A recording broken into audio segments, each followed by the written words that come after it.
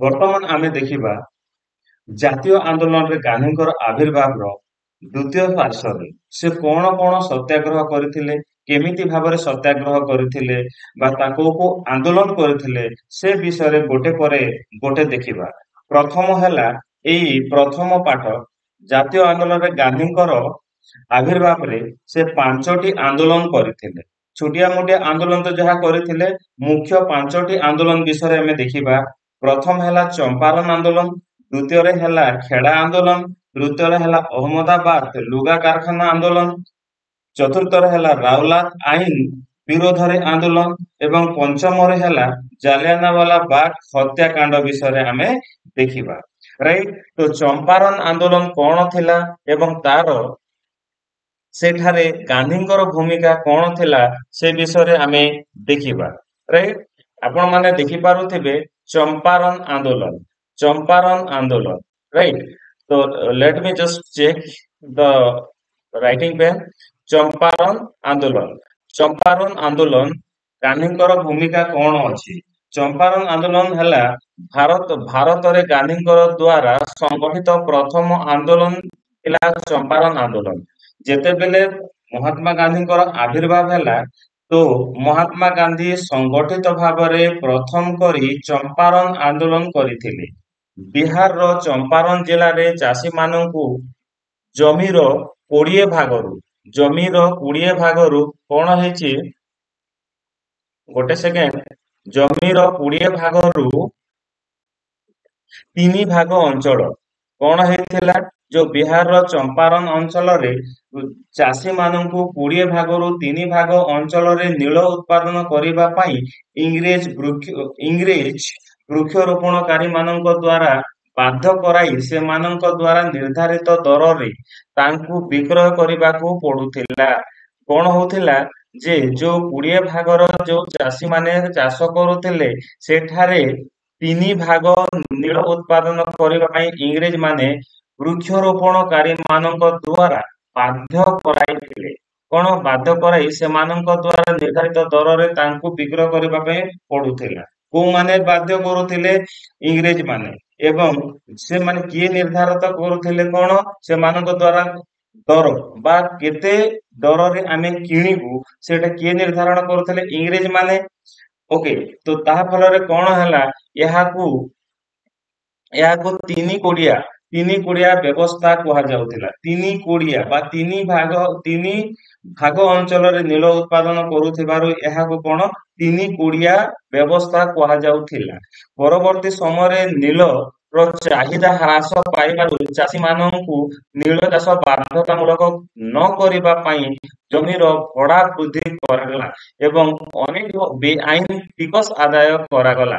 ତ ଯେତେବେଳେ କଣ ହେଲା, ନୀଳ ଚାଷର ଚାହିଦା କମିବାରେ ଲାଗିଲା, ଚାହିଦା ହ୍ରାସ ହେବାରେ ଲାଗିଲା, ତ କଣ କରାଗଲା, ଚାଷୀ ମାନଙ୍କୁ ନୀଳ ଚାଷ ବାଧ୍ୟତାମୂଳକ ନ କରି ଜମିର ଭଡାକୁ ବୃଦ୍ଧି କରାଗଲା ଏବଂ ବେଆଇନ ଭାବରେ କଣ କରାଗଲା, ଟିକସ ଆଦାୟ କରାଗଲା। ଯାହା ଫଳରେ କଣ ହେଲା, ଏହା ବିରୋଧରେ ପ୍ରତିବାଦ କରୁଥିବା ଚାଷୀମାନେ ବିଭିନ୍ନ ପ୍ରକାର ଅତ୍ୟାଚାର ଓ ଶୋଷଣର ଶିକାର ହେଲେ। ତ ଏହା ବିରୋଧରେ କଣ ଚାଷୀମାନେ ବିରୋଧ କଲେ, ବିରୋଧ କରିବାରୁ ବିଭିନ୍ନ ପ୍ରକାର ଅତ୍ୟାଚାର ଏବଂ ଶୋଷଣର ଶିକାର ହେଲେ।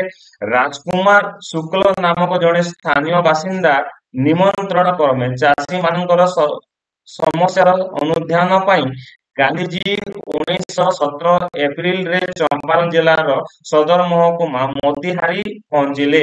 ତ କଣ ହେଲା, ସେଇ ସମୟରେ ଗାନ୍ଧୀଙ୍କର ଆବିର୍ଭାବ ହେଇଯାଇଥାଏ।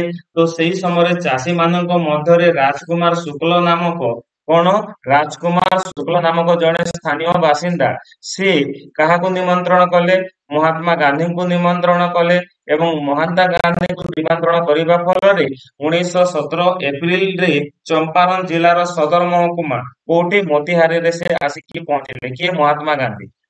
ଜିଲ୍ଲା ଅଧିକାରୀ ଗାନ୍ଧୀଜୀ ଓ ତାଙ୍କ ସହିତ ଯାଉଥିବା ରାଜେନ୍ଦ୍ର ପ୍ରସାଦ, ମୁଜାହର ମୁଜାହର ଉଲ ହକ, ମହାଦେବ ଦେଶାଇ, ନରହରି ପାରିଖ ଓ ଜେ ବି କୃପାଲିନୀଙ୍କୁ ତୁରନ୍ତ ଉକ୍ତ ଜିଲ୍ଲା ଛାଡି ପଳାଇବାକୁ ନିର୍ଦ୍ଦେଶ ଦେଲେ।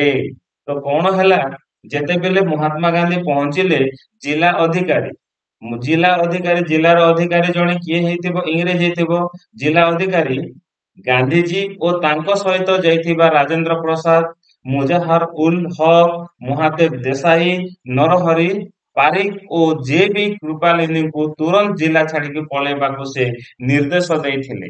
ତ ଗାନ୍ଧିଜୀ ଏହା ନିର୍ଦ୍ଦେଶକୁ ପ୍ରତ୍ୟାଖ୍ୟାନ କଲେ। କଣ କରିଥିଲେ?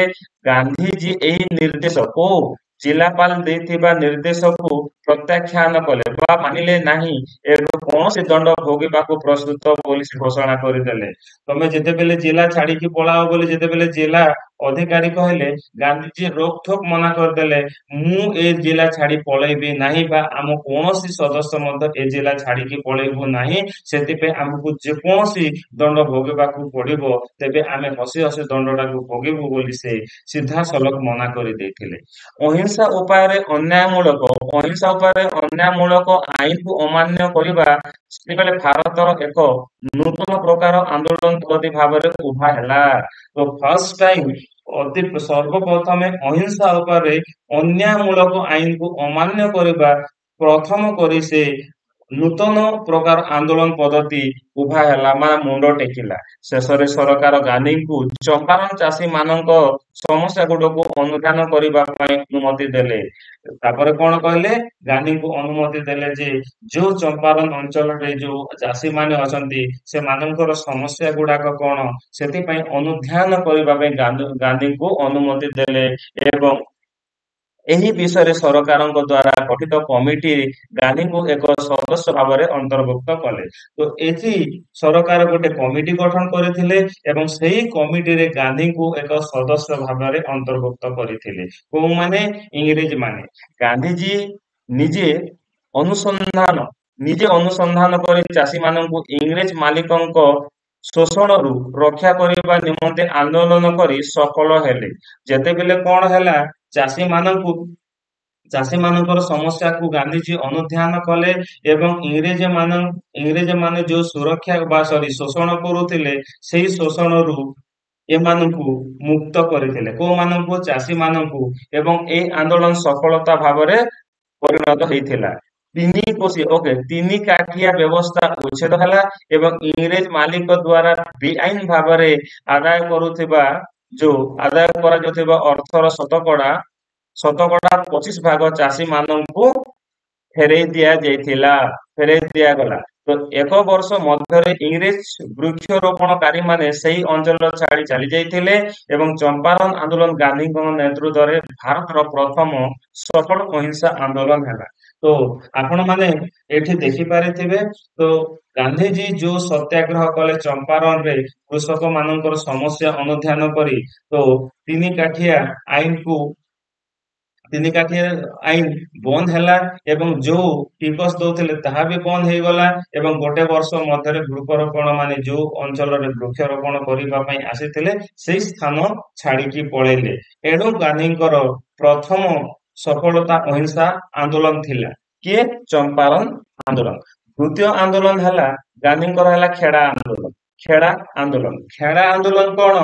1918 ମସିହାରେ ଦୁର୍ଭିକ୍ଷ ଯୋଗୁଁ ଗୁଜରାଟ ସ୍ଥିତ ଖେଡା ଜିଲ୍ଲାରେ ଶସ୍ୟ ଉତ୍ପାଦନ ବାଧାପ୍ରାପ୍ତ ହେଲା। ତ 1918 କଣ ହେଇଛି? ସେତେବେଳେ ଦୁର୍ଭିକ୍ଷ ହୋଇଥାଏ। ଦୁର୍ଭିକ୍ଷରେ ଗୁଜରାଟରେ ରହିଥିବା ଖେଡା ଜିଲ୍ଲାରେ ଶସ୍ୟ ଉତ୍ପାଦନରେ ବାଧାପ୍ରାପ୍ତ ହେଇଥିଲା। ଏଣୁ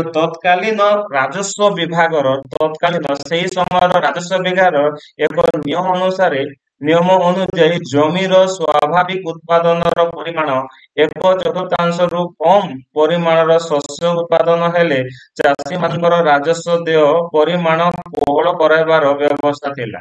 ତ କଣ ହେଲା, ସେତେବେଳେ କଣ ହଉଥିଲେ, ଜମି ମାଲିକ ମାନଙ୍କୁ ବା ସ୍ୱାଭାବିକ ଉତ୍ପାଦନ ଯେତେ ଉତ୍ପାଦନ ହଉଥିଲା ସେତେ ଉତ୍ପାଦନରୁ 1/4ରୁ 1 ଅଂଶ ଯଦି କମ ପରିମାଣର ଶସ୍ୟ ଉତ୍ପାଦନ ହେଲେ ଚାଷୀ ମାନଙ୍କୁ ରାଜସ୍ୱ ପରିମାଣ କୋହଳ କରିବାର ବ୍ୟବସ୍ଥା ଥିଲା, କୋହଳ ମାନେ କମେଇ ଦେବାର ବ୍ୟବସ୍ଥା ଥିଲା।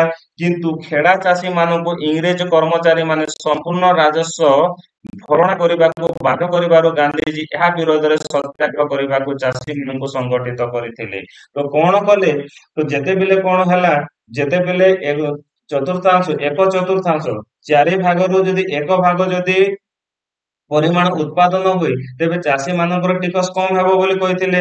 କିନ୍ତୁ ଖେଡ଼ାର ଚାଷୀ ମାନଙ୍କୁ ଇଂରେଜ ମାନେ ବାଧ୍ୟ କରିଥିଲେ ଯେ ତମେ ସମ୍ପୂର୍ଣ୍ଣ ଭାବରେ ଆମକୁ ରାଜସ୍ୱ ଖଜଣା ଦିଅ ବା ଭରଣା ଦିଅ, ଆମକୁ ଟିକସ ଦିଅ। ଯେତେବେଳେ ବାଧ୍ୟ କଲେ, ସେତେବେଳେ ଗାନ୍ଧିଜୀ ଯାଇକି ଖେଡ଼ା ଅଞ୍ଚଳ ବାସୀ ମାନଙ୍କୁ ଅନୁରୋଧ କଲେ ଯେ ନା, ତମେ ଏଇ ଅନ୍ୟାୟ ଅତ୍ୟାଚାର ବିରୋଧରେ କଣ କର, ସତ୍ୟାଗ୍ରହ କର, ରାଇଟ, ବା କଣ ଆନ୍ଦୋଳନ ଟା କର। ଚାଷୀ ମାନେ ଖଜଣା ଦେୟକୁ ପ୍ରତ୍ୟାଖ୍ୟାନ କଲେ ଏବଂ ଏଥିପାଇଁ କୌଣସି ପରିଣାମ ଭୋଗିବାକୁ ପ୍ରସ୍ତୁତ ହେଲେ। ତାପରେ ଗାନ୍ଧିଜୀଙ୍କ ପରାମର୍ଶ କ୍ରମେ ଖେଡ଼ାର ଚାଷୀ ମାନେ ତାଙ୍କର ଯୋଉ ଖଜଣା ଦେବା ବନ୍ଦ କଲେ ଏବଂ ସେଥିପାଇଁ ଯେକୌଣସି ପରିମାଣର ଦଣ୍ଡ ଭୋଗିବାକୁ ମଧ୍ୟ ସେମାନେ ପ୍ରସ୍ତୁତ ହେଇଗଲେ। କୋଉମାନେ? ଖେଡ଼ାର ଯୋଉ ଚାଷୀ ମାନେ। ଶେଷରେ ଇଂରେଜ ସରକାର ବାଧ୍ୟତାମୂଳକ ରାଜସ୍ୱ ଆଦାୟରୁ ନିବୃତ୍ତ ହେଲେ। ଯୋଉ ବାଧ୍ୟତାମୂଳକ ଭାବରେ ଯୋଉ ରାଜସ୍ୱ ଆଦାୟ କରୁଥିଲେ ସେଠୁ ଓହରି ଗଲେ। ଓକେ, ତ ଏକ ଗୁପ୍ତ ନିର୍ଦ୍ଦେଶନାମା ଜାରି କରି କେବଳ ସାମର୍ଥ୍ୟ ଥିବା ଚାଷୀ ମାନଙ୍କ ଠାରୁ ଏହା ଆଦାୟ କଲେ। ତ ତାପରେ ଗୁପ୍ତ ଭାବରେ ସେମାନେ କଣ କଲେ? ନିର୍ଦ୍ଦେଶନାମା ଜାରି କଲେ ଏବଂ ଯୋଉ ଚାଷୀ ମାନେ ସାମର୍ଥ୍ୟ ଅଛି, ଯୋଉମାନେ ଚାଷୀ ମାନେ ଟିକସ ଦେଇପାରିବେ ବା ଖଜଣା ଦେଇପାରିବେ, ସେଇ ଚାଷୀ ମାନଙ୍କରୁ ଟିକସ ଆଦାୟ କରାଗଲା। ଆଉ ଯୋଉମାନେ ଦେଇପାରିବେ ନାହିଁ, ସେମାନଙ୍କର ଟିକସ ଆଦାୟ କରାଗଲା ନାହିଁ। ଏଇ ଆନ୍ଦୋଳନରେ ଇନ୍ଦୁଲାଲ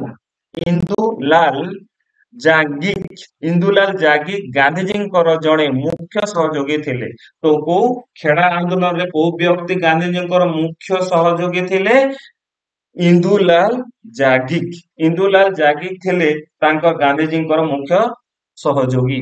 ଆନ୍ଦୋଳନର ସଫଳତାର ଗଭୀର ଭାବେ ପ୍ରଭାବିତ ହୋଇ ଖେଡ଼ା ଜିଲ୍ଲାର ଅଧିବାସୀ ତଥା ଅହମ୍ମଦାବାଦର ଆଇନଜୀବୀ ସର୍ଦ୍ଦାର ବଲ୍ଲଭ ଭାଇ ପଟେଲ ଗାନ୍ଧିଜୀଙ୍କର ଜଣେ ପ୍ରଧାନ ଅନୁଗାମୀ ହେଇଗଲେ। ଦେଖନ୍ତୁ, ଖେଡ଼ା ଆନ୍ଦୋଳନରେ ହିଁ ସର୍ଦ୍ଦାର ବଲ୍ଲଭ ଭାଇ ପଟେଲ ଏବଂ ମହାତ୍ମା ଗାନ୍ଧୀଙ୍କର ସଂଯୋଗ ହେଇଥିଲା। କାରଣ ଖେଡ଼ା ଆନ୍ଦୋଳନ ଏତେ ପରିମାଣରେ ବ୍ୟାପକତା ହେଇଥିଲା, ଏଣୁ ସର୍ଦ୍ଦାର ବଲ୍ଲଭ ଭାଇ ପଟେଲ ତାହା ଦ୍ୱାରା ପ୍ରଭାବିତ ହେଇ କଣ ଗାନ୍ଧିଜୀଙ୍କର ଜଣେ ପ୍ରଧାନ ଅନୁଯାୟୀ ହେଇଥିଲେ।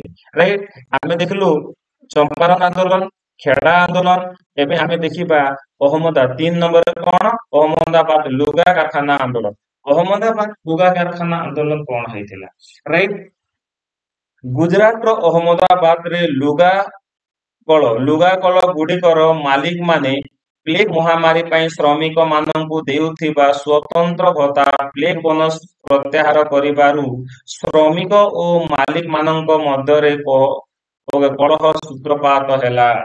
ଦେଖନ୍ତୁ, ଯେତେବେଳେ ପ୍ଲେଗ ରୋଗ ବ୍ୟାପୁଥାଏ, ପ୍ଲେଗ ଗୋଟେ ରୋଗ, ଯୋଉ ପ୍ଲେଗ ମହାମାରୀ ଯଦି ହଉଥିଲା, ସେତେବେଳେ ଶ୍ରମିକ ମାନଙ୍କୁ ସ୍ୱତନ୍ତ୍ର ଭତ୍ତା ଦିଆଯାଉଥିଲା। ଆଉ ସେ ଭତ୍ତାର ନାଁ ଥିଲା ପ୍ଲେଗ ବୋନସ ବୋଲି କୁହାଯାଉଥିଲା। ଭତ୍ତାର ନାଁ କଣ ଥିଲା? Plague bonus. କିନ୍ତୁ ଏହି ପ୍ଲେଗ ବୋନସ ପ୍ରତ୍ୟାହାର ମାନେ କଣ? ଏଇ ବୋନସ ଦେବା ପାଇଁ ମନା କରିବାରୁ ଶ୍ରମିକ ଏବଂ ମାଲିକ ମାନଙ୍କ ମଧ୍ୟରେ କଳହର ସୂତ୍ରପାତ ହେଲା। ଶ୍ରମିକ ମାନଙ୍କୁ ଦିଆଗଲା ନାହିଁ, ତ ମାଲିକ ମାନେ ଆଉ ଶ୍ରମିକ ମାନଙ୍କ ଭିତରେ କଳହ ସୃଷ୍ଟି ହେଲା ବା ଝଗଡା ସୃଷ୍ଟି ହେଇଗଲା। ଇଂରେଜ ଜିଲ୍ଲାପାଳଙ୍କ ଅନୁରୋଧ କ୍ରମେ ଗାନ୍ଧିଜୀ ଏହି କଳହର ହସ୍ତକ୍ଷେପ କଲେ। ତାପରେ ଇଂରେଜ ଜିଲ୍ଲାପାଳ କାହାକୁ ଅନୁରୋଧ କଲେ? ଗାନ୍ଧିଜୀଙ୍କୁ ଅନୁରୋଧ କଲେ। ଆଉ ଗାନ୍ଧିଜୀ ସେ ହସ୍ତକ୍ଷେପ କଲେ। କଣ ହସ୍ତକ୍ଷେପ କଲେ? ଏଥିପାଇଁ ସେ ଟ୍ରିବ୍ୟୁନାଲ କଣ କଲେ? ଏଥିପାଇଁ ଟ୍ରିବ୍ୟୁନାଲ ନିଯୁକ୍ତି କରି ଏହାର ନିଷ୍ପତ୍ତିକୁ ଗ୍ରହଣ କରିବାକୁ ଉଭୟ ପକ୍ଷଙ୍କୁ ରାଜି କରାଇଲେ। ତ ଗୋଟେ ଟ୍ରିବ୍ୟୁନାଲ ନିଯୁକ୍ତି କଲେ ଏବଂ ଉଭୟ ପାର୍ଶ୍ୱ ଲୋକଙ୍କୁ, କଣ, ଯୋଉ କଳକାରଖାନାରେ କାମ କରୁଥିବା ମଜୁରୀ ମାନଙ୍କୁ ଏବଂ ଶ୍ରମିକ ମାନଙ୍କୁ ଏବଂ ମାଲିକ ମାନଙ୍କୁ ଡାକିକି ଗୋଟିଏ ନିଯୁକ୍ତି କରିଲେ। ଏବଂ କିନ୍ତୁ ମାଲିକ ମାନେ ଏଥିରୁ ଓହରି ଯାଇ ଶ୍ରମିକ ମଜୁରୀ 20 ଭାଗର ବୃଦ୍ଧି ଘୋଷଣା କଲେ। ତାପରେ କଣ କଲେ? ଯୋଉ ମାଲିକ ମାନେ କହୁଥିଲେ ଯେ ଆମେ ଦେବୁ ନାହିଁ ବୋଲି। ତାପରେ କଣ କରିଛନ୍ତି, ଶ୍ରମିକ ମାନଙ୍କୁ 20 ଭାଗ ବୃଦ୍ଧି କରାଗଲା। କଣ ସେଠୁ 20 ଭାଗ ମଜୁରୀ ବୃଦ୍ଧି କରାଗଲା, ତାଙ୍କର ମଜୁରୀ ଯେତେ ଦଉଥିଲେ ତାଠୁ 20 ଭାଗ ମାନେ ବଢେଇଲେ, 20% ବଢେଇ ଦେଇଥିଲେ।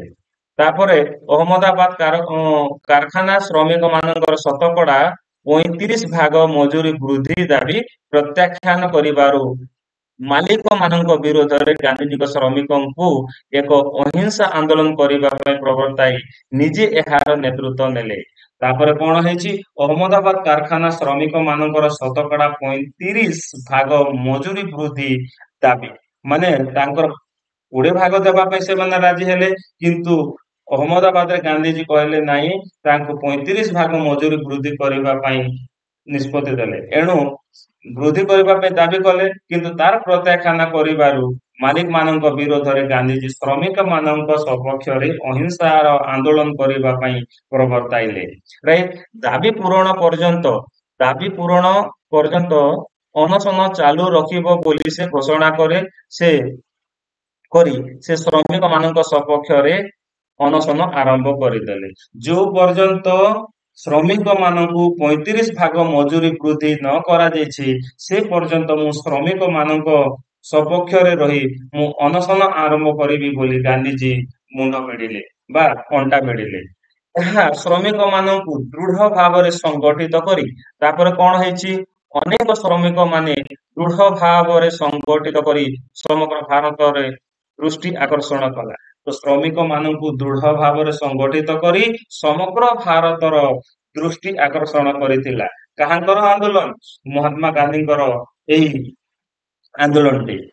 ତାପରେ କଣ ହେଇଛି, ଏଥିରେ ଉଭୟ ଓକେ ସରି ଏଥିରେ ଭୟଭୀତ ହୋଇ ବିଶେଷ କରି ଶେଷରେ କାରଖାନା ମାଲିକ ମାନେ ଶ୍ରମିକ ମାନଙ୍କର ମଜୁରୀ 35 ଭାଗ ବୃଦ୍ଧି କରିବା ପାଇଁ ସହମତି ପ୍ରଦାନ କଲେ।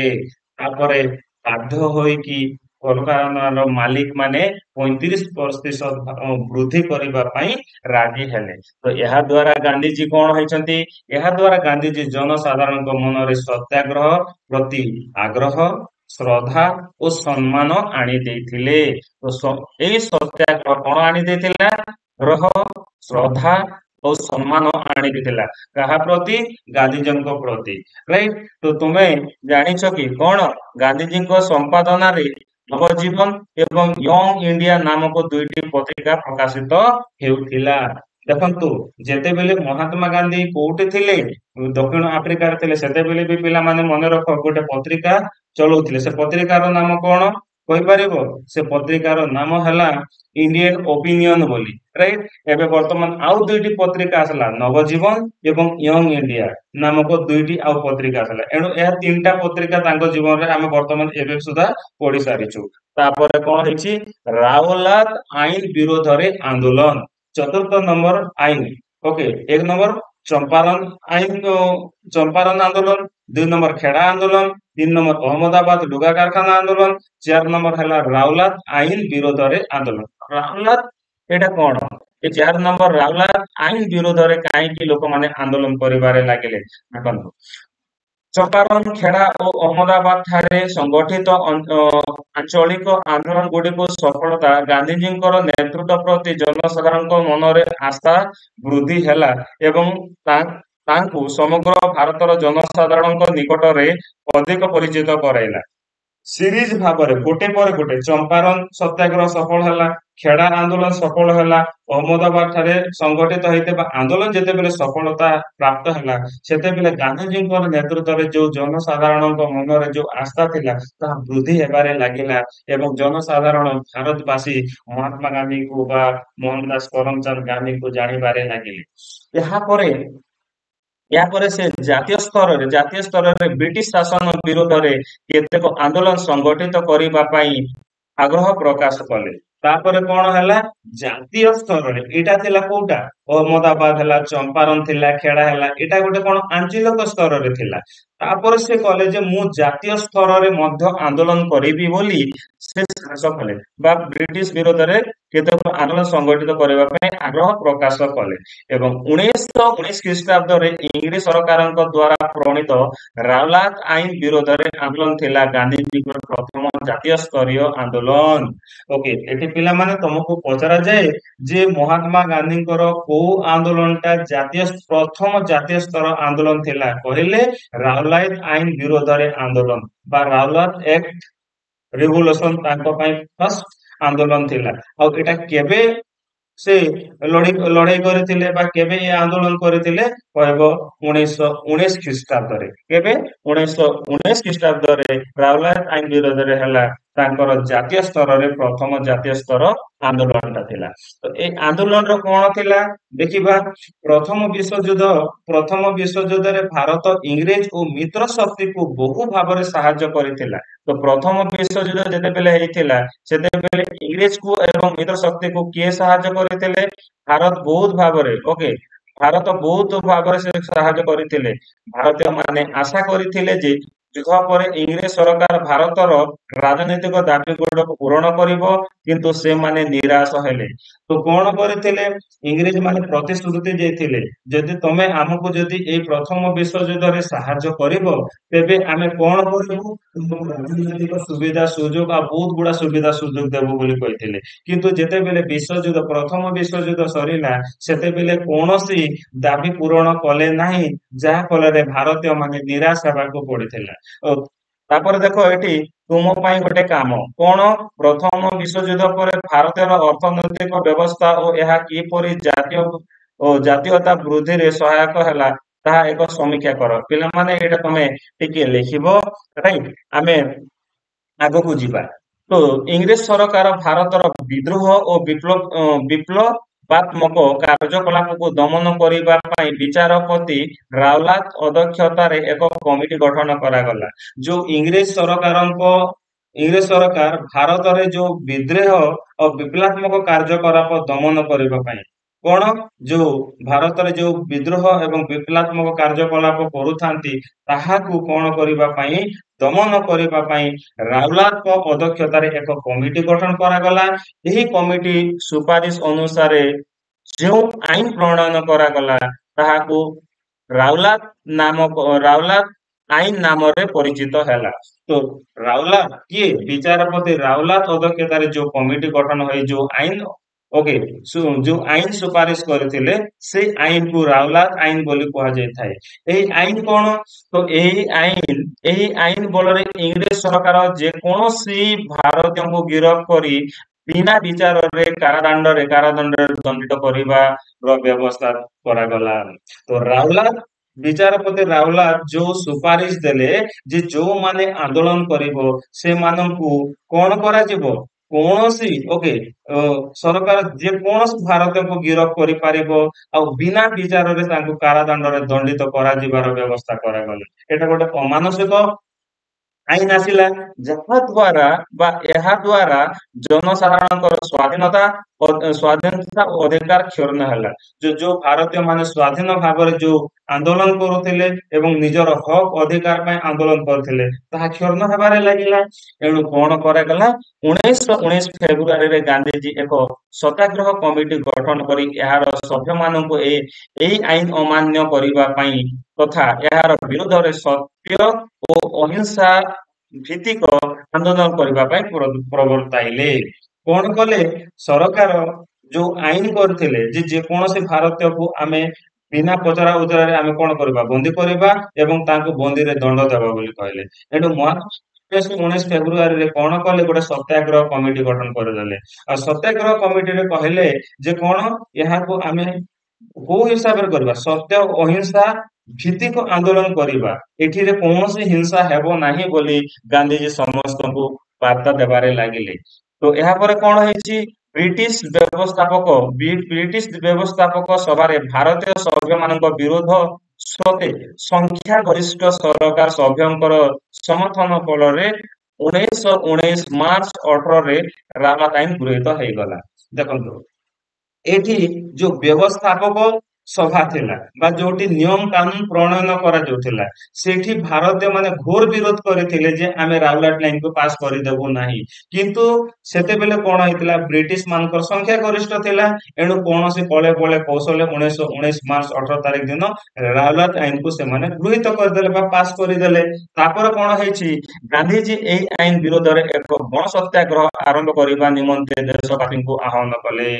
ଗଣ ସତ୍ୟାଗ୍ରହ ମାନେ ପୁରା ଲୋକମାନଙ୍କୁ କହିକି ତମ ଦେଶବାସୀ ତମେ କଣ କର, ସତ୍ୟାଗ୍ରହ କର, ଆନ୍ଦୋଳନ କର, ଯାହା ଫଳରେ ରାଉଲାତ ଆଇନଟା ମାନେ କମାଯିବ, ରାଉଲାତ ଆଇନକୁ ଦେଶରେ ଲାଗୁ କରାଯିବ ନାହିଁ ବୋଲି ସେ ଦେଶବାସୀକୁ ଉଦ୍ବୋଧନ ଦେଲେ ବା ଆହ୍ୱାନ ଦେଲେ।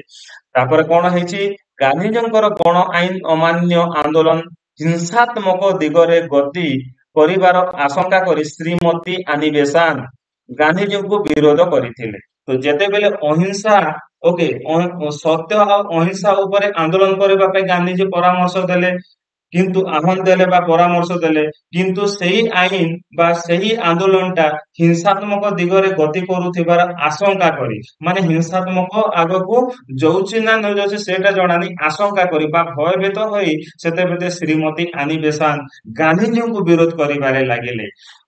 ତାହା ବ୍ୟତୀତ ତାହା ବ୍ୟତୀତ ଦିନ ଦିନଶ ଦିନଶ एदुल जी वाचा, सुरेंद्रनाथ बनर्जी, तेज बहादुर सापरू, श्रीनिवास शास्त्रीଙ୍କ ଭଳି ଗଣନେତା ମଧ୍ୟ ଗାନ୍ଧିଜୀଙ୍କ ସତ୍ୟାଗ୍ରହକୁ ବିରୋଧ କଲେ। ଯେ କେବଳ ଗାନ୍ଧିଜୀ ସତ୍ୟାଗ୍ରହ କରୁଛନ୍ତି କଣ, ଯୋଉଟା କି ରାଉଲାତ ଆଇନ ଆମେ ଲାଗୁ କରିବା ନାହିଁ ବୋଲି, କିନ୍ତୁ ସେଇ ଭିତରେ ଯୋଉ ଭାରତୀୟ ମାନେ, ଯୋଉ ମହାନ ନେତା ମାନେ, ଗଣ ନେତା ମାନେ ବା ନେତାଗଣ ମାନେ ଥିଲେ, କୋଉ କୋଉ ମାନେ, ଯୋଉଟା କି ଶ୍ରୀମତୀ ଆନି ବେସାନ୍ତ, ଆନି ବେସାନ୍ତ, ଜିନିଷ ଏଦୁଲଜି ୱାଚା, ସୁରେନ୍ଦ୍ରନାଥ ବାନାର୍ଜୀ, ତେଜ ବାହାଦୁର ସାପରୁ ଏବଂ ଶ୍ରୀନିବାସ ଶାସ୍ତ୍ରୀଙ୍କ ଭଳି ଅନେକ ନେତାଗଣ କଣ ଗାନ୍ଧିଜୀଙ୍କୁ ବିରୋଧ କରିବାରେ ଲାଗିଲେ। ତାପରେ କଣ ହେଇଛି ପିଲାମାନେ ଦେଖିବା, ତୁମ ପାଇଁ ଗୋଟେ କାମ ଅଛି। ତୁମ ପାଇଁ କାମ କଣ, ଭାରତ ସ୍ୱାଧୀନ ସଂଗ୍ରାମ ପ୍ରତି ଶ୍ରୀମତୀ ଆନି ବେସାନ୍ତଙ୍କର ଅବଦାନ ସମ୍ପର୍କରେ ଏକ ସଂକ୍ଷିପ୍ତ ଟିପ୍ପଣୀ ଲେଖ। ଶ୍ରୀମତୀ ଆନି ବେସାନ୍ତ ମଧ୍ୟ ଭାରତର ସତ୍ୟାଗ୍ରହ ଭାରତର ଆନ୍ଦୋଳନରେ ତାଙ୍କର ଭୂମିକା ବହୁତ କିଛି ଅଛି। ତାଙ୍କର ଭୂମିକା ବିଷୟରେ ତମେ ଗୋଟେ ସଂକ୍ଷିପ୍ତ ଟିପ୍ପଣୀ ଲେଖ ବୋଲି ତୁମକୁ କୁହାଯାଇଛି, ରାଇଟ। ଏହାପରେ ଦେଖ, ସମଗ୍ର ଭାରତରେ ଗୋଟିଏ ଦିନ ହରତାଲ ପାଳନ କରିବା ପାଇଁ ଗାନ୍ଧିଜୀ ଦେଶବାସୀଙ୍କୁ ପରାମର୍ଶ ଦେଲେ। ତ ଗୋଟେ ଦିନ ହରତାଲ କରିବ, କଣ, ଅହିଂସା ମାଧ୍ୟମରେ, ହିଂସା ନ କରିକି ସତ୍ୟ ଓ ଅହିଂସା ମାର୍ଗରେ ଗୋଟେ ଦିନ ହରତାଲ କରିବା ପାଇଁ ନିର୍ଦ୍ଦେଶ ଦେଇଥିଲେ। କାହାକୁ, ଦେଶବାସୀ ଭାରତୀୟବାସୀଙ୍କୁ। କିନ୍ତୁ ସରକାରଙ୍କର ନୀତି ପ୍ରତିବାଦ ସ୍ୱରୂପ ସବୁ ପ୍ରକାର କାର୍ଯ୍ୟ ବନ୍ଦ କରି ଉପବାସ ଓ ପ୍ରାର୍ଥନା ଦ୍ୱାରା 1919 ଏପ୍ରିଲ 6 ତାରିଖ ଦିନ ଦେଶବ୍ୟାପୀ ହରତାଲ ପାଳନ କରାଗଲା। ତାପରେ କଣ କରାଗଲା, ଗାନ୍ଧିଜୀଙ୍କର ଯୋଉ ନୀତି ଅନୁସାର କରି ବା ନୀତି ପ୍ରତିବାଦ ସ୍ୱରୂପ ସବୁ କାର୍ଯ୍ୟାଳୟରେ ସେମାନେ କଣ କଲେ, ଉପବାସ ରହିଲେ, ପ୍ରାର୍ଥନା କଲେ ଏବଂ 1919 ଏପ୍ରିଲ 6 ତାରିଖ ଦିନ ଦେଶବ୍ୟାପୀ ହରତାଲ ଲାଗିବାରେ ଲାଗିଲା। କିନ୍ତୁ କଣ ହେଇଛି, 1919 ଏପ୍ରିଲ 9 ତାରିଖରେ ଗାନ୍ଧିଜୀଙ୍କୁ ଗିରଫ କରି ଛାଡି ଦିଆଗଲା। ତାଙ୍କୁ କଣ କରାଗଲା, ଏପ୍ରିଲ 6 ତାରିଖ ଦିନ ହରତାଲ ହେଇଥିଲା, ଏପ୍ରିଲ 9 ତାରିଖ 1919ରେ ଗାନ୍ଧିଜୀଙ୍କୁ ଗିରଫ କଲେ ଏବଂ ଛାଡି ଦିଆଗଲା। ଗାନ୍ଧିଜୀଙ୍କର ଗିରଫ ସମ୍ବାଦ ଦେଶର ବିଭିନ୍ନ ସ୍ଥାନରେ ସାଧାରଣ ଜନତାରେ ଗଣ୍ଡଗୋଳ କରିବା ପାଇଁ ଉତ୍ତେଜିତ କଲା। ଯେତେବେଳେ ଗାନ୍ଧିଜୀଙ୍କୁ ସେମାନେ କଣ କଲେ, ଗାନ୍ଧିଜୀଙ୍କୁ ଗିରଫ କଲେ, ଦେଶବ୍ୟାପୀ ହରତାଲ ବା ଗଣ୍ଡଗୋଳ ଉତ୍ତେଜିତ କଲା। ଏହି ଆନ୍ଦୋଳନ ଦିଲ୍ଲୀ, କୋଲକାତା, ମୁମ୍ବାଇ, ଅହମଦାବାଦ, ଲାହୋର ଓ ଅମୃତସରରେ ପ୍ରଚଣ୍ଡ ରୂପ ଧାରଣ କରିଥିଲା। କୋଉ ଆନ୍ଦୋଳନ, ଗାନ୍ଧୀଙ୍କୁ ଯେତେବେଳେ ଗିରଫ କରାଗଲା ସେତେବେଳେ ଲୋକମାନେ ସବୁ ଜାଗାରେ, କୋଲକାତା ହଉ, ମୁମ୍ବାଇ ହଉ, ଅହମଦାବାଦ, ଲାହୋର ହଉ, ଅମୃତସରରେ ସବୁ ଜାଗାରେ ସେମାନେ ଆନ୍ଦୋଳନ କରିବାରେ ଲାଗିଲେ। ପିଲାମାନେ ତମ ପାଇଁ ଆଉ ଗୋଟେ କାମ ଅଛି। 1919 ମାର୍ଚ୍ଚ 20ରେ ଦିଲ୍ଲୀରେ ରାଉଲାତ ଆଇନ ବିରୋଧରେ ହିନ୍ଦୁ ଓ ମୁସଲମାନ ଏକ ଶୋଭାଯାତ୍ରା ଉପରେ ପୋଲିସ ଗୁଳି ବର୍ଷଣ କରିଥିଲା ଏବଂ ଏହା ଭୁଲ ବୁଝାମଣା ହେତୁ ଦିଲ୍ଲୀରେ 1919 ମାର୍ଚ୍ଚ 30ରେ ହରତାଲ ପାଳିତ ହୋଇଥିଲା। ओके एटा तमे जानिबा निहाती दरकार। तापर तमर पंचम आईन कौन बा पंचम आंदोलन सॉरी पंचम आंदोलन है कौन जालियानवाला बाग हत्याकांड। तो आमे कौन प्रथमे कौन पढ़िलु चंपारण आंदोलन, द्वितीय खेड़ा आंदोलन, तृतीय अहमदाबाद लुगा कारखाना आंदोलन, चतुर्थ राउलात आईन अमान्य बा राइलत आईन विरोध आंदोलन एवं पंचम एटा हला तुमरो एई प्रथम पाठर शेष जो आंदोलन टा जोटा की बा घटनाटा कौन जालियानवाला बाग हत्याकांड। जालियानवाला बाग हत्याकांड कौन समग्र देश में राउलात आईन विरोध में आंदोलन करुवा समय 1919 एप्रिल 10 तारिख में अमृतसर ठारे दुई स्थानीय नेता डॉक्टर सत्यपाल एवं डॉक्टर सैफुद्दीन किचलुଙ୍କ गिरफ फल आंदोलन एक हिंसात्मक रूप धारण कला। कौन है पिला माने जेतेबेले राउलात आईन विरोध रे आंदोलन चली यही समय 1919 मसीहा एप्रिल 10 तारिख 1919 मसीहा एप्रिल 10 तारिख दिन कौन करागला अमृतसर रे दुईटी स्थानीय नेता गोटे है डॉक्टर सत्यपाल आ डॉक्टर सैफुद्दीन किचलू किचलू को गिरफ कले किए इंग्रेज माने। तो जहा फल हिंसात्मक रूप धारण कला जनप्रिय नेता नेता द्वयंकर गिरफ प्रतिवाद करने तथा बैशाखी उत्सव पालन करने अमृतसर जालियानवाला ठारे 1919 एप्रिल 13 तारिख दिन 1919 एप्रिल 13 तारिख में बहु संख्यक लोक एक साधारण सभा एकत्रित होते ओके सहर रे सभा समिति करा उपरे सरकार द्वारा पूर्व दिन घोषित निषेधाज्ञा संबंध रे साधारण जनता अवगत नथिले। देखो पिला माने जेतेबेले कौन करागला जेतेबेले दुई जन पूरा स्थानीय नेता फेमस नेता बा पुंग नेता डॉक्टर सत्यपाल और डॉक्टर सैफुद्दीन किचलू को जेतेबेले गिरफ कले सेतेबेले देशव्यापी कौन हिंसात्मक रूप धारण करिथाए एवं जन तापर कौन होइछि सेतेबेले बैशाख उत्सव पालन करा जायथाए अमृतसर जालियानवाला बाग रे एप्रिल 1919 एप्रिल 13 तारिख रे बहु संख्यक लोक एक साधारण सभा करूथांती किंतु ता पूर्व दिन घोषणा करा जायथिला जे कोनोसी स्थान रे को माने इंग्रेज माने घोषणा करथिले जे कोनोसी स्थान रे तमे सभा समिति करि पारिबो नाही बोली घोषणा करथिले किंतु यहाँ को जनसाधारण लोक माने जानि पारि नथिले बा अवगत नथिले। ताहा पर कोन हेछि अमृतसर सामरिक ओके अमृतसर सामरिक मुख्य थिले किए अमृतसर सामरिक मुख्य थिले जनरल डायर किए थिले जनरल डायर हठात दले सैन्यों सह सभा स्थल पहुंची बिना सतर्क सूचना निरस्त्र और निरीह लोक ऊपर को गोली वर्षण कले। देखो पिला माने जेतेबेले जालियानवाला बाग रे एक सभा होइथाए केबे एवं 1919 मसीहा एप्रिल 13 तारिख दिन यही समय जो आमर अमृतसर मुख्य शासन बा जनरल डायर से हठात से पहुंचले गोटे दल सैन्य सामंत को धरिकी एवं सेठी माने बिना सतर्क सूचना देकी निरस्त्र एवं निरीह लोक मानकर गुली टुक टुक टुक टुक टुक बजे देथिले राइट। तो जालियानवाला बाग एकमात्र प्रवेश तथा प्रस्थान तथा सैन्य द्वारा आबद्ध होइतिबारु लोक माने बाहर को जाय पारिले नाही सेतेबेले चारिआडे आबद्ध थाए गोटे मात्र रास्ता थिला एणु सेही रास्ता रे लोक माने आ जाय पारिले नाही फल रे कोन हला अनेक लोक प्राण पाइले बा आहत हेले तो अनेक लोक प्राण हलेले एवं आहत हेले। तो सरकारी हिसाब अनुसार अमृतसर रे 379 और आहत संख्या 1200 होइथिबा बेले गांधी निर्देश होइथिबा तदंत अनुसार एही संख्या यथाक्रमे 1200 और 3600 थिला। तो जेतेबेले गुलीकांड हला जालियानवाला मासकर बा जालियानवाला हत्याकांड सेतेबेले सरकार रिपोर्ट दे देले जे केते लोक मरिथिले बोले सेठी से माने कहले 379 लोक मरि गले एवं 1200 लोक आहत होइछंती बोली कहले किंतु गांधी जी गोटे तदंत करथिले सेठी 1200 लोक मरिछंती एवं 3600 लोक କଣ ହେଇଛନ୍ତି କ୍ଷତ ବିକ୍ଷତ ଆହତ ହୋଇଛନ୍ତି ବୋଲି କହିଲେ। ଏଇ ଘଟଣାକୁ ଆମେ ଜାଲିଆନାବାଲା ବାଗ ହତ୍ୟାକାଣ୍ଡ ବୋଲି କହିବା ବା ଏଇ ଘଟଣା ଜାଲିଆନାବାଲା ବାଗ ହତ୍ୟାକାଣ୍ଡ ଭାବରେ ଖ୍ୟାତ ପରିଚିତ ହେଲା। ରାଇଟ। ତାପରେ କଣ ହେଇଛି ଏଠି ପିଲାମାନେ ଏଇ ଛବି ମାଧ୍ୟମରେ ଚିତ୍ର ମାଧ୍ୟମରେ ଦେଖିଥିବ ଏଠି ଗୋଟେ ପଟେ ଅଛନ୍ତି ସୈନ୍ୟବାହିନୀ ଓ ତାର ମୁଖ୍ୟ ଅଛନ୍ତି ଜେନେରାଲ ଡାୟାର। ଏପଟେ ଯୋଉ ସଭା ସମିତି ଲୋକ ଉପରେ ଗୁଳି ବର୍ଷଣ ହେଲା ଏବଂ ଅନେକ ଲୋକ ମୃତ୍ୟୁବରଣ କରିଥିଲେ। ରାଇଟ। ଜାଲିଆନୱାଲା ବାଗ ହତ୍ୟାକାଣ୍ଡ।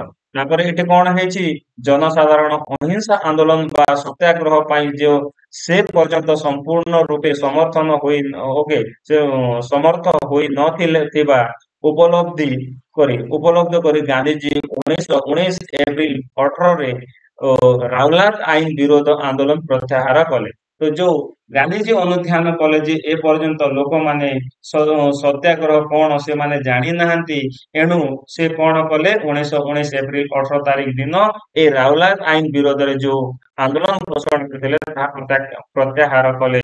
କିନ୍ତୁ ସରକାରଙ୍କ ଦ୍ୱାରା ଜାଲିଆନାବାଲା ପ୍ରତ୍ୟାହୃତ ହୋଇ ନଥିଲା। କିନ୍ତୁ ଯୋଉ କଣ ହେଲା ସେ ପ୍ରତ୍ୟାହାର କଲେ ତାର ଆନ୍ଦୋଳନ ପ୍ରତ୍ୟାହାର କଲେ କିନ୍ତୁ ସରକାର ଯୋଉ ରାଉଲାଟ ଆଇନର ପ୍ରତ୍ୟାହୃତ କଲେ ନାହିଁ। ଯାହା ଫଳରେ କଣ ହେଲା ପିଲାମାନେ ଦେଖିବା ଗାନ୍ଧିଜୀଙ୍କର ଏହି ଆନ୍ଦୋଳନ ଲକ୍ଷ୍ୟ ସ୍ୱରୂପ ଦିଗକୁ ବିଫଳ ହୋଇଥିଲେ ସୁଦ୍ଧା ଗାନ୍ଧିଜୀଙ୍କୁ ଜଣେ ବହୁ ପ୍ରତିଭା ସମ୍ପନ୍ନ ସର୍ବଭାରତୀୟ ନେତା ଭାବରେ ପ୍ରତିଷ୍ଠିତ କରାଇ ପାରିଥିଲା। କିନ୍ତୁ ଏହି ଯୋଉ କୋଉ ସତ୍ୟାଗ୍ରହ ଯୋଉ ରାଉଲାଟ ଆଇନ ବିରୋଧରେ ଯୋଉ ଆନ୍ଦୋଳନ ବା ଜାଲିଆନାୱାଲା ବାଗ ହତ୍ୟାକାଣ୍ଡ ଏତେ କଣ ହେଲାନି ସଫଳ ହେଲା ନାହିଁ। କିନ୍ତୁ ମହାତ୍ମା ଗାନ୍ଧୀ ବା ଗାନ୍ଧିଜୀଙ୍କୁ ଏକ ସର୍ବଭାରତୀୟ ନେତା ଭାବରେ ସୁପ୍ରସିଦ୍ଧ ଆଣି ଦେଇଥିଲା ବା ସର୍ବଭାରତୀୟ ନେତା ଭାବରେ ପ୍ରତିଷ୍ଠିତ କରାଇ ପାରିଥିଲା। ଜାଲିଆନାୱାଲା ବାଗ ହତ୍ୟାକାଣ୍ଡର ବର୍ବରା ରଚିତ କାର୍ଯ୍ୟ ସାରା ବିଶ୍ୱକୁ ଚକିତ କରିଦେଇଥିଲା। ଯୋଉ ଜାଲିଆନାୱାଲା ବାଗ ହତ୍ୟାକାଣ୍ଡ ହୋଇଥିଲା ତାହା ବିଶ୍ୱକୁ ଚକିତ କରିଦେଇଥିଲା। ଅମୃତସର ଘଟଣା ପରେ ପଞ୍ଜାବରେ ସାମରିକ ଆଇନ ଘୋଷିତ ହେଲା ଏବଂ ଏଠାରେ ଜନତା ଅକଥନୀୟ ଅତ୍ୟାଚାରର ସମ୍ମୁଖୀନ ହେଲେ। ତାପରେ ଅମୃତସରରେ ପରେ ପଞ୍ଜାବରେ ସାମରିକ ଆଇନ ଘୋଷିତ ହେଲା ବା ସାମରିକ ଆଇନ ଆସିଲା ଏବଂ ସାମରିକ ଆଇନରେ ସେଠିକାର ସ୍ଥାନୀୟ ଲୋକମାନେ ଅକଥନୀୟ ଅତ୍ୟାଚାରର ସମ୍ମୁଖୀନ ହେବାରେ ଲାଗିଲେ ଏବଂ ଶୋଷିତ ହେବାରେ ଲାଗିଲେ, ଅତ୍ୟାଚାରିତ ହେବାରେ ଲାଗିଲେ। ଏହି ଘଟଣା ପ୍ରଚାରିତ ହେବା ଫଳରେ ସମଗ୍ର ଦେଶରେ ଆତଙ୍କର ବାତାବରଣ ଖେଳିଗଲା। ଯେତେବେଳେ କଣ ହେଲା ଏହି ଘଟଣା କଣ ଜାଲିଆନୱାଲା ବାଗ ଘଟଣା ଏବଂ ସାମରିକ ଆଇନ ଘୋଷଣା ଯେତେବେଳେ କରାଗଲା ସେତେବେଳେ କଣ ଖେଳିଗଲା ଦେଶରେ ଆତଙ୍କ ବାତାବରଣ ଖେଳିଗଲା ଏବଂ ଅତ୍ୟନ୍ତ ଘୃଣାର ସହିତ ଗାନ୍ଧିଜୀ ବ୍ୟକ୍ତ କଲେ। କଣ ବ୍ୟକ୍ତ କଲେ ଏଇଟା ପିଲାମାନେ ବ୍ୟକ୍ତ କରିଛନ୍ତି କଣ ଯେ କୌଣସି ପ୍ରକାରରେ ଭାରତୀୟ ମାନେ ସରକାରଙ୍କର ପୈଶାଚିକ ପ୍ରବୃତ୍ତିକୁ ଗ୍ରହଣ କରିବା ପାପ। ଯେଉଁ କାର୍ଯ୍ୟକଳାପ ଇଂରେଜ ମାନେ ଦଉଛନ୍ତି ବା ତାକୁ ପୈଶାଚିକ ବୃତ୍ତି ବୋଲି କହିଲେ। ଯେକୌଣସି ପ୍ରକାର ଭାରତୀୟ ମାନେ ସରକାରଙ୍କର ପୈଶାଚିକ ବୃତ୍ତିକୁ ଗ୍ରହଣ କରିବା ପାପ।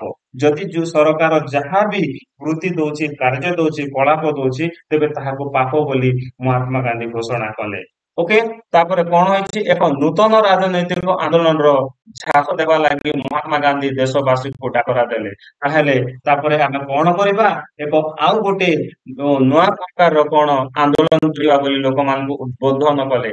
ଇଂରେଜ ସରକାରଙ୍କର ବର୍ବରୋଚିତ କାର୍ଯ୍ୟ ପ୍ରତିବାଦ ସ୍ୱରୂପ ବିଶ୍ୱକବି ରବୀନ୍ଦ୍ରନାଥ ଠାକୁର ନାଇଟ୍ ପଦ ଏବଂ ଗାନ୍ଧିଜୀ କାଇଜର-ଇ-ହିନ୍ଦ ଉପାଧି ତ୍ୟାଗ କଲେ। ତ ଯେତେବେଳେ କଣ ହେଲା ପିଲାମାନେ ଯେତେବେଳେ ଅନେକ ବର୍ବରଚିତ କଲେ ଅତି ଘୃଣାତ୍ମକ ବା ବହୁତ ଅତ୍ୟାଚାର ସମ୍ପୂର୍ଣ୍ଣ ଯୋଉ କାର୍ଯ୍ୟକଳାପ କରୁଥାନ୍ତି କୋଉମାନେ ଇଂରେଜ ମାନେ ତାହାକୁ ବିରୋଧ କରି ବିଶ୍ୱକବି ରବୀନ୍ଦ୍ରନାଥ ଠାକୁର ତାଙ୍କର ନାଇଟ୍ ଉପାଧି ଫେରାଇ ଦେଇଥିଲେ ଆଉ ଗାନ୍ଧିଜୀ କାଇଜର-ଇ-ହିନ୍ଦ ଉପାଧି ପ୍ରତ୍ୟାଖ୍ୟାନ ତ୍ୟାଗ କରିଥିଲେ। ତ ତୁମେ ଜାଣିଛ କି ଯେ ଏ ଦୁଇଟା କଣ ନାଇଟ୍ ପଦ ଆଉ କାଇଜର-ଇ-ହିନ୍ଦ କଣ? ଦେଖନ୍ତୁ ଯେକୌଣସି ବ୍ୟକ୍ତିର ମହତ୍ ଗୁଣ ପାଇଁ ଏବଂ ରାଜସେବା ପାଇଁ ବା ସାମରିକ କ୍ଷେତ୍ରରେ ସାଧାରଣ ବୀରତ୍ୱ ପାଇଁ ଇଂରେଜ ସରକାରଙ୍କ ଦ୍ୱାରା ପ୍ରଦତ୍ତ ନାଇଟ୍ ଉକ୍ତ ବ୍ୟକ୍ତିଙ୍କୁ ସାର୍ ଉପାଧିରେ ଭୂଷିତ କରୁଥିଲା। ଦେଖ ତ କଣ ଏଠି ଯୋଉ ନାଇଟ୍ ପଦ କଣ ଯେ ସେ ଯୋଉ ପାଇଥିବା ବ୍ୟକ୍ତିକୁ ସାର୍ ଉପାଧି ସେ କରିଥିଲା। ତ ଏଇ ପ୍ରାଇଜ ଟା ବା ନାଇଟ୍ ଉପାଧି କାହାକୁ ମିଳୁଥିଲା? ଯେ କୌଣସି ବ୍ୟକ୍ତିର ମହତ୍ ଗୁଣ ପାଇଁ ଏବଂ ରାଜ୍ୟ ସେବା ପାଇଁ ବା ସାମରିକ କ୍ଷେତ୍ରରେ ଅସାଧାରଣ ବୀରତ୍ୱ ପାଇଁ ଦିଆଯାଉଥିଲା। ତାପରେ କଣ କାଇଜର ଇ ହିନ୍ଦ ମାନେ କଣ?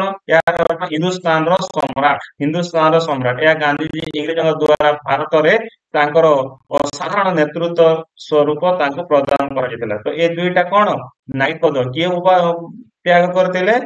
ଆମର ରବୀନ୍ଦ୍ରନାଥ ଟାଗୋର। ଆଉ କାଇଜର ଇ ହିନ୍ଦ ବା ହିନ୍ଦୁସ୍ତାନର ସମ୍ରାଟ ପଦଟା କିଏ ତ୍ୟାଗ କଲେ? ମହାତ୍ମା ଗାନ୍ଧୀ। ଏଇଟା ଥିଲା ତମର ପ୍ରଥମ ପାଠ ପିଲାମାନେ। ପ୍ରଥମ ପାଠ ସରିଯାଇଛି। ଏହାର କିଛି ପ୍ରଶ୍ନ ଉତ୍ତର ଅଛି। ଏ ପ୍ରଶ୍ନ ଉତ୍ତରକୁ ଦେଖିବା। ତାପରେ ଓକେ ପ୍ରଶ୍ନ ଉତ୍ତରକୁ ନେକ୍ସଟ ପାଠରେ ଆମେ ଦେଖିବା ଏବଂ ତାପରେ ଆମେ ଦ୍ଵିତୀୟ ପାଠ ଭାରତର ଅସହଯୋଗ ଆନ୍ଦୋଳନ ଓ ଓଡିଶା ଏହାର ପ୍ରଭାବ ବିଷୟରେ ପଢିବା। ଧନ୍ୟବାଦ।